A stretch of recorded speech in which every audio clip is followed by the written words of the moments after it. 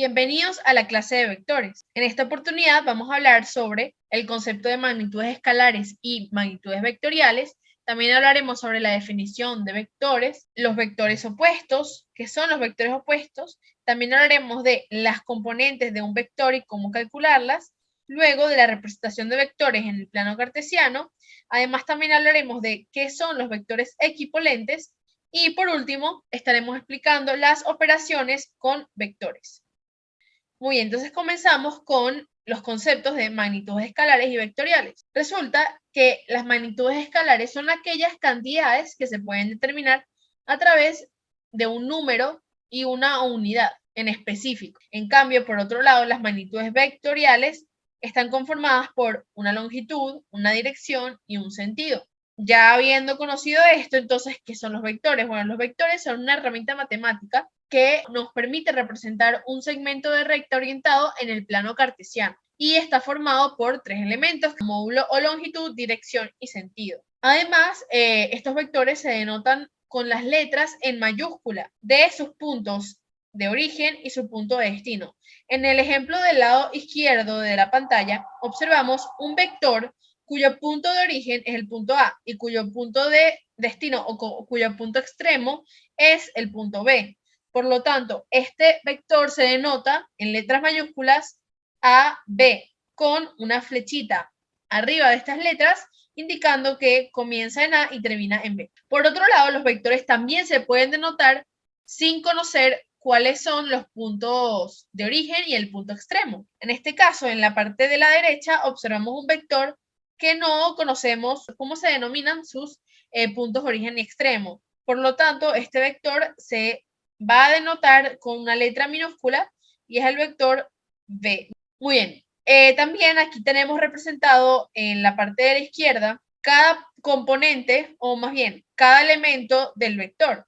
La dirección, tenemos la dirección, que es el ángulo que se forma entre el segmento de recta y la horizontal, es representado a través de la letra griega alfa en este caso. Luego tenemos el sentido, que el sentido viene representado por la flecha al final del trazo del segmento, como vemos acá. Y entonces, para definir el sentido de un vector, se utiliza generalmente los puntos cartesianos, como norte, noreste, este, sureste, sur, suroeste, oeste o noroeste. Y además tenemos el segmento dirigido, el cual es aquel segmento al que se le asigna el sentido. Y finalmente tenemos el módulo. El módulo es la distancia o separación que existe entre el punto A o el punto de origen a el punto extremo B. Se puede denotar el módulo como doble barra, la anotación del vector y cerrando con otra doble barra. Muy bien. Para ver un ejemplo de la anotación y de la identificación de los elementos del vector, vamos a observar este ejemplo que está aquí en pantalla. Tenemos el vector AB, cuyos puntos son el punto A en 2 centímetros y 0 centímetros y el punto B, que tiene 6 centímetros en X y 0 centímetros en Y. En este caso observamos que la dirección es horizontal, el sentido es este y el módulo y la distancia, la longitud de este vector va del 2 al 6. Entonces luego tenemos los vectores opuestos. Dos vectores son opuestos cuando ambos tienen la misma longitud y dirección, pero sentido opuesto, como en el caso de los vectores que vemos en pantalla. Ambos tienen la misma longitud, ambos tienen la misma dirección, son horizontales. Sin embargo, este vector, el de arriba, tiene un sentido opuesto al de abajo. El de arriba tiene un sentido hacia la derecha y este vector negro tiene un sentido hacia la izquierda. Luego tenemos los componentes o las componentes de un vector. Luego tenemos los componentes o las componentes de un vector. Las componentes de un vector debemos saber que se definen con base en el origen, el punto origen del vector y en el punto extremo del vector. Por ejemplo, aquí en pantalla se tiene el vector AB, cuyos puntos origen y extremo son respectivamente A con coordenadas x1 y y1 y B con coordenadas x2 y y2. Entonces, en este caso, las componentes del vector se encuentran representadas por la distancia entre x2 y x1 y entre y2 y y1. Por lo tanto, las componentes de un vector se representan con la ecuación que está aquí abajo, en donde vemos que se debe restar x2 menos x1 y y2 menos y1. Sabiendo esto, podemos representar gráficamente un vector sin la necesidad de conocer su origen y su extremo, solamente conociendo sus componentes. Entonces, aquí nos presentan un ejemplo para graficar un vector conociendo únicamente sus componentes, no sus puntos, origen y extremo. Entonces, las componentes de este vector AB son 3 y 2. Para graficar un vector conociendo sus componentes, podemos graficarlo considerando que el punto de origen del vector es el punto de referencia del plano cartesiano, que es el punto 0,0. Nos quedaría de la siguiente forma como se ve en pantalla. Entonces el vector sale del origen de coordenadas y tiene una componente en x igual a 3 y en y igual a 2. Entonces se traza sobre 3 una recta punteada paralela al eje y sobre 2 en el eje Y se traza una recta horizontal paralela al eje X punteada para poder dibujar nuestro vector. Este sería el punto extremo y el vector va del origen al extremo que ya hemos calculado con la intersección de estas dos rectas punteadas. Ahora debemos revisar la representación de vectores en el plano cartesiano, lo cual es muy importante en este tema. Entonces, ya como hemos visto anteriormente, para poder graficar un vector es necesario conocer su punto de origen y su punto extremo, o es necesario conocer sus componentes. Cualquiera de estas dos nos va a servir para poder graficar un vector. Vamos a observar este tipo de graficación o la manera de graficar vectores de una manera más fácil al observar este ejemplo que vemos en pantalla. Aquí nos piden graficar el vector AB, que tiene como puntos de origen extremo el punto A, 2,2 y el punto B, que tiene coordenadas menos 2 y menos 2, ¿ok? Entonces, aquí vemos que en primera instancia debemos graficar los puntos que nos están dando A y B. Entonces graficamos el punto A, que tiene como coordenada x2 y como coordenada y2. Y luego el punto B, que tiene como coordenada en x menos 2 y coordenada en y menos 2. Entonces, como nos dijeron que el vector se denomina AB y la flecha va de A hasta B, entonces el punto de origen es el punto A. Por lo tanto, el vector va en este sentido como está dibujado, de A a B. Este sería entonces el vector AB representado a partir de los puntos de origen y extremo. Luego tenemos este ejemplo que nos muestran las componentes del vector B. No conocemos sus puntos de origen extremo, por lo tanto, vamos a hacer lo que habíamos hecho en un ejemplo anterior. Vamos a colocar el vector desde el origen de coordenadas hasta el punto menos 4 con coordenadas menos 4, 4. Aquí está el punto con coordenadas menos 4, 4, es la intersección, recordemos, de las rectas punteadas. Una es paralela al eje Y sobre x igual a menos 4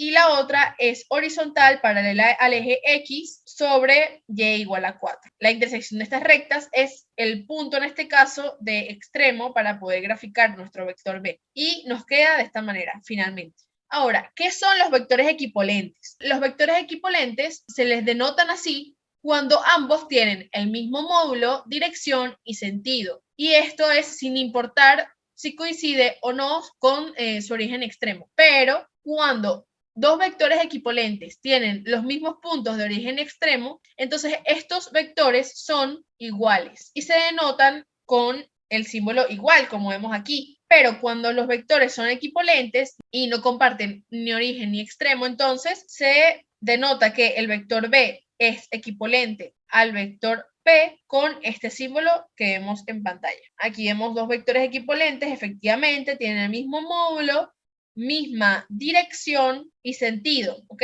Pero no comparten punto de origen y punto de extremo. Muy bien, vamos a ver un ejemplo para poder practicar, en este caso, la representación de vectores y además aquí nos piden hallar un punto D para que el vector AB y el vector CD sean equipolentes, ¿ok?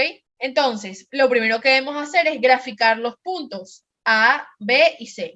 Entonces comenzamos con el punto A. Graficamos una recta vertical en el punto de x igual a 3 y una recta horizontal en el punto y igual a menos 2. Como vemos acá, intersectamos estas dos rectas punteadas y nos queda el punto A. Luego debemos trazar una recta, bueno, en este caso no debemos trazar una recta para el punto B, una recta vertical, porque sabemos que x igual a 0, entonces el punto B está sobre el eje Y, ¿ok? Entonces está sobre el eje Y, pero en la posición 2.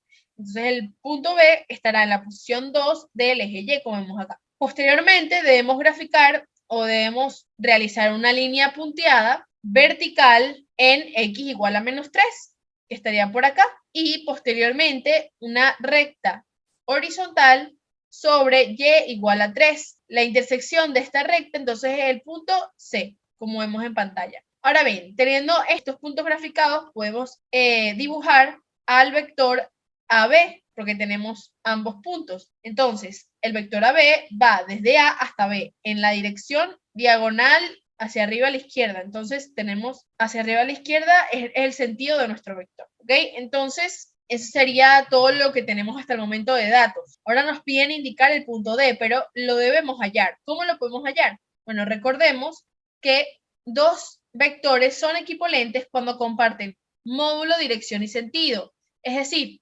sus componentes deben ser iguales. Por lo tanto, si hallamos las componentes del vector AB e igualamos las componentes del vector CD, entonces podemos despejar las variables que serían las coordenadas del punto D para poder hallar y graficar el vector CD. Esto es un poco enredado, pero lo vamos a ver mejor mientras hagamos los cálculos. Entonces, aquí estamos calculando las coordenadas, más bien, las componentes del vector AB. Recordemos que es x2, es decir, la coordenada x del punto B, que es 0, menos la coordenada en x del punto A.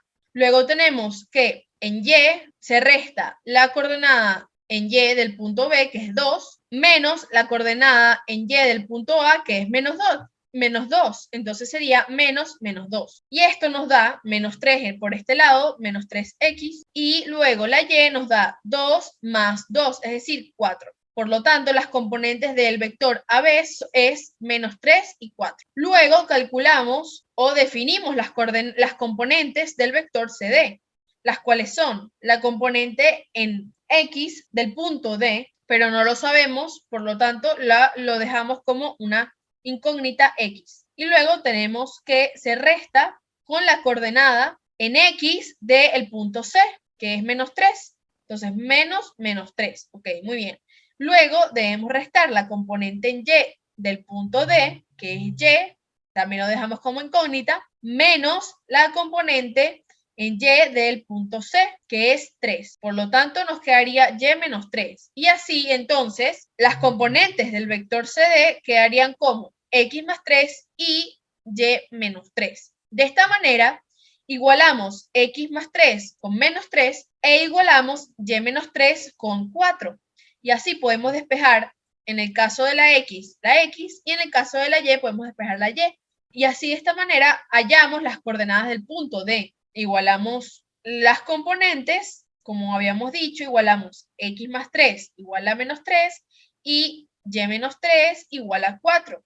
Despejamos en este caso la X y en este caso la y nos quedaría X igual a menos 6 y Y igual a 7. Por lo tanto, estas son las coordenadas del punto D. El punto D tiene como coordenada X menos 6 y como coordenada Y 7. Y ahora debemos graficar este punto. Está con coordenada menos 6 en X y 7 en Y. Y posteriormente ya podemos graficar el vector CD, que vamos a ver que tiene la misma dirección, módulo y longitud que el vector AB, como lo podemos comprobar en esta imagen.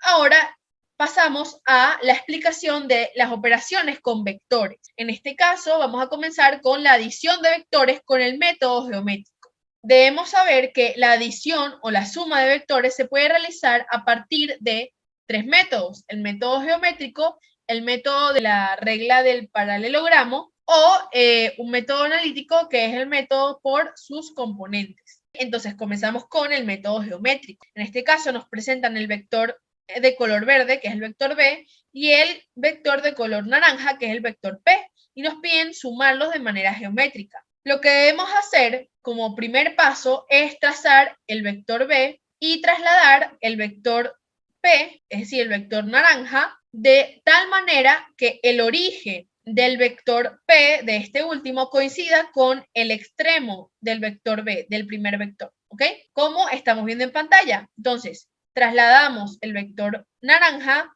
para que coincida con el extremo, para que su origen coincida con el extremo del vector verde, como hicimos aquí. Luego, como segundo paso, debemos trazar un segmento de recta que tenga como origen el origen del vector verde, del primer vector, y como extremo, el extremo del segundo vector. Como vemos acá, comienza donde comienza el primer vector y termina donde termina el segundo vector. Entonces, así sería, este sería el resultado de la adición de vectores del vector B más el vector P con el método geométrico. Luego tenemos este método que es la regla del paralelogramo, que también es un método geométrico. Sin embargo, esta resolución es distinta, ya que el primer paso es trazar el vector B y luego trasladar el vector P no al extremo del vector B, sino al origen del vector B. ¿Ok?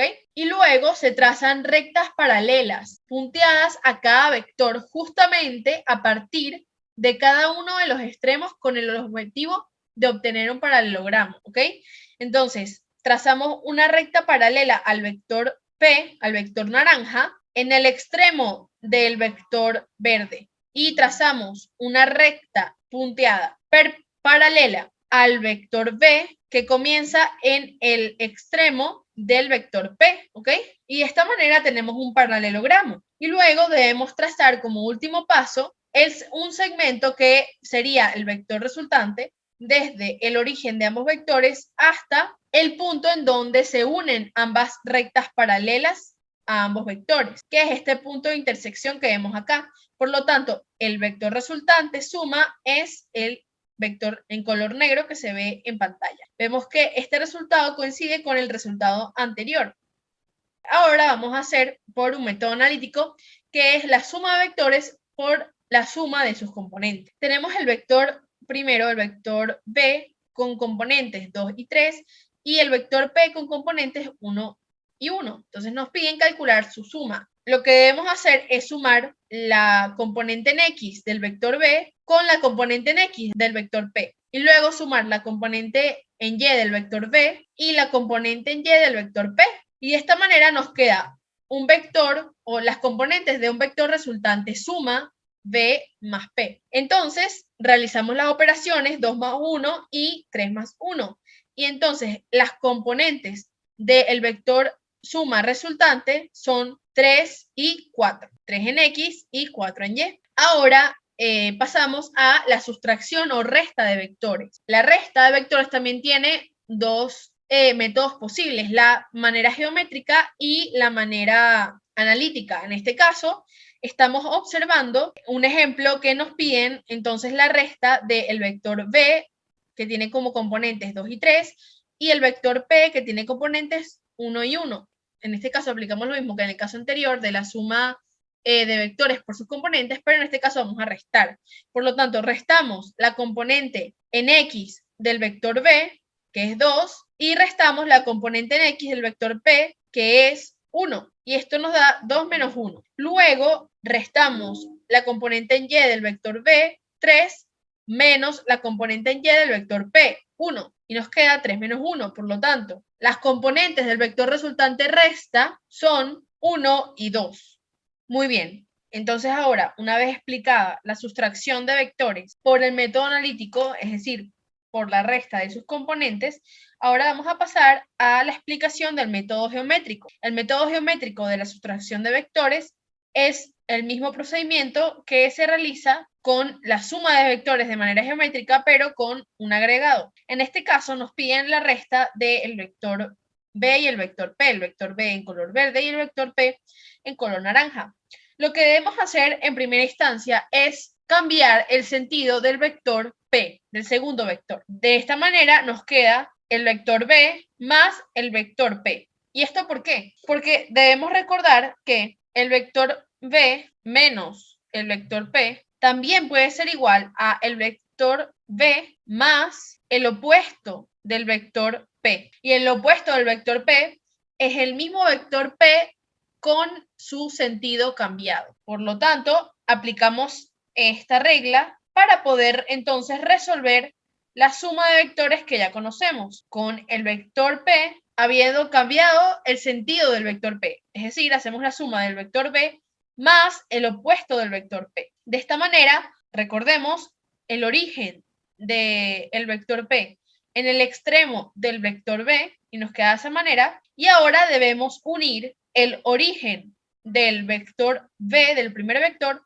con el extremo del segundo vector. Y este sería entonces el resultado de la sustracción de vectores con el método geométrico. Ahora vamos a pasar a la multiplicación de un escalar por un vector. En este caso, debemos seguir la fórmula que se nos muestra en pantalla, donde A es nuestro escalar o número y se está multiplicando con el vector B. Entonces aquí observamos que tenemos las componentes del vector B y cada una está siendo multiplicada por el escalar A. Y dependiendo de la forma o del signo de la magnitud del escalar, entonces este va a tener un efecto diferente hacia las características del vector. Aquí observamos entonces 4 casos distintos que pueden ocurrir. El primer caso es cuando el escalar es mayor a 1. En este caso, al multiplicar el escalar por el vector, se aumenta el módulo del vector, pero la dirección y el sentido se mantienen. Luego, si multiplicamos un escalar que sea menor a menos 1, entonces el módulo se aumenta también, sin embargo, cambia el sentido y la dirección se mantiene.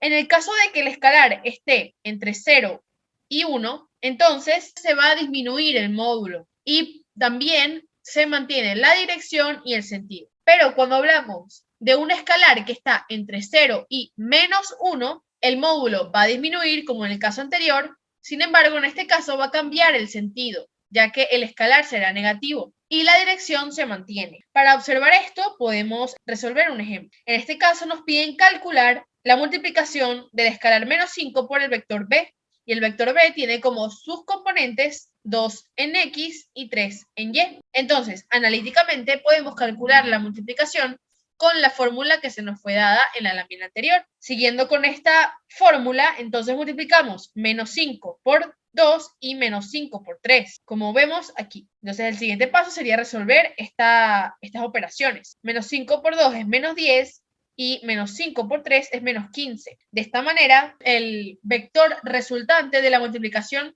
del escalar menos 5 por el vector B. Ahora podemos hacer la multiplicación de manera geométrica. En este caso, ya conociendo los casos anteriores que se nos fueron presentados en la tabla, sabemos que este escalar está por debajo del menos 1. Por lo tanto, el módulo del vector va a aumentar y su sentido va a cambiar. Sin embargo, la dirección será la misma.